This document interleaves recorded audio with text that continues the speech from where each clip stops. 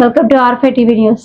అల్లూరి సీతారామరాజు జిల్లా అరకు నియోజకవర్గం పరిధిలోని హుకుంపేట మండలం బూర్జా పంచాయతీ మధ్యవలస జంబు వలస గ్రామంలో హైడ్రో పవర్ ప్రాజెక్టు గిరిజనులను వ్యతిరేకిస్తూ బూర్జా వాలసి వెంగడ 3 పంచాయతీల ప్రజలు పాల్గొని హైడ్రో పవర్ ప్రాజెక్టు ఒప్పందాలు రద్దు చేయాలని, హైడ్రో ప్రాజెక్టు నిర్మించవద్దని, గిరిజన ఆదివాసీలకు జల సమాధి చేయవద్దని ఆవేదన వ్యక్తం చేశారు.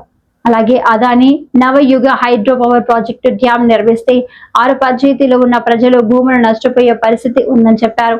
ఈ కార్యక్రమంలో గిరిజన సంఘం నాయకులు, రాష్ట్ర ప్రధాన కార్యదర్శి కిల్లో సురేంద్ర, ఆదివాసీ గిరిజన సంఘం జిల్లా ప్రధాన కార్యదర్శి పొద్దు బాలదేవ్, సిపిఎం జిల్లా కార్యదర్శి పి అప్పల నర్సయ్య, గిరిజన విద్యార్థి సంఘం మండల అధ్యక్షుడు బి చంటిబాబు మాట్లాడుతూ గత ప్రభుత్వ హయాంలో 2019 సంవత్సరంలో ఈ అదాని నవయుగ హైడ్రో పవర్ ప్రాజెక్ట్ నిర్మించడాన్ని చూశారు అన్నారు. కేంద్ర రాష్ట్ర ప్రభుత్వాలు అదాని నవయుగ హైడ్రో పవర్ ప్రాజెక్టు నిర్మాణాలను రద్దు చేయాలని డిమాండ్ చేశారు.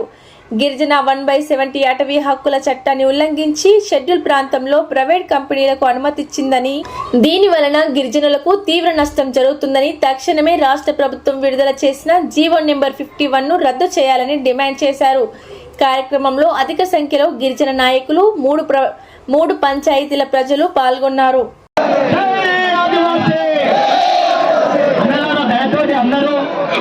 అందరూ మనం వచ్చినటువంటి కార్యక్రమాన్ని దిగ్విజయం చేయాలనుకుంటే అందరూ సహకరించాలి.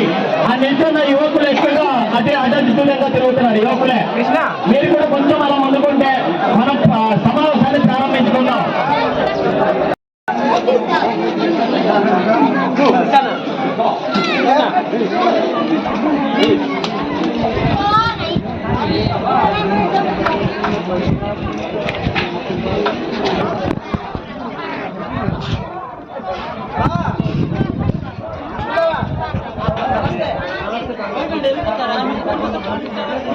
భోజనం చేసుకుంటాను.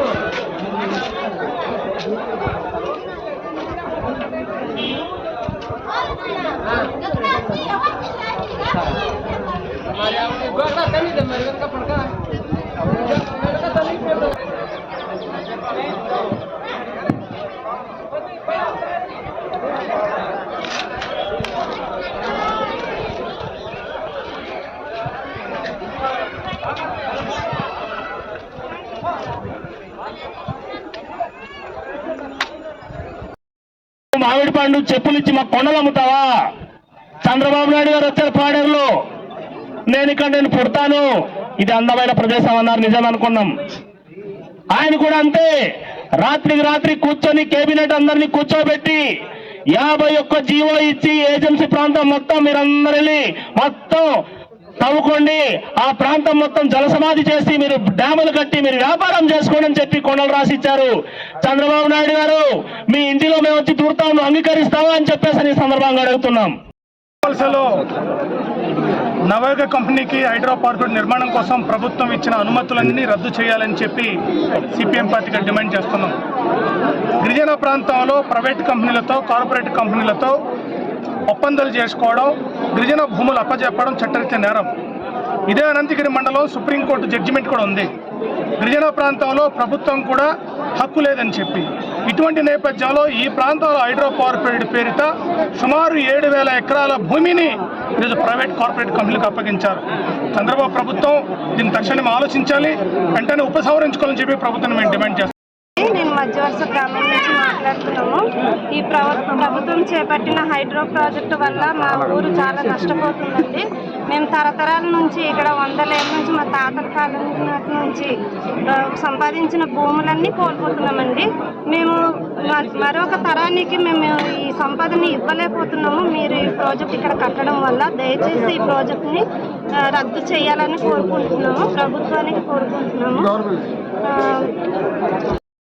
సిట్టం వలస జరుగుతున్నటువంటి ఈ మైనింగ్ అనుమతి సంబంధించిన దాంట్లో అనంతగిరి మండలంలో టోకూరు, పెదబిడ్డ, వేంగడ, వాలాసి, అలాగే ఉక్కుంపేట మండలంలో బూర్జా, అరకువేలి మండలంలో బస్కి 6 పంచాయతీల పరిధిలో దాదాపు 100 గ్రామాలు ఆదివాసులు మొత్తం జలసమాధి కాబోతున్నారు. 1000 ఎకరాల భూమి, అలాగే జిరాయితీ భూమి, అటవీ భూమి, పంట పొలాలు, కాఫీ తోటలు, మిరియాల తోటలు మొత్తం జలసమాధి చేసి ఆదివాసులకి ముంచడానికి రాష్ట్ర ప్రభుత్వం పూనుకుంది. ఆదివాసీ ప్రాంతాన్ని విధ్వంసం చేయాలని చూస్తుంది.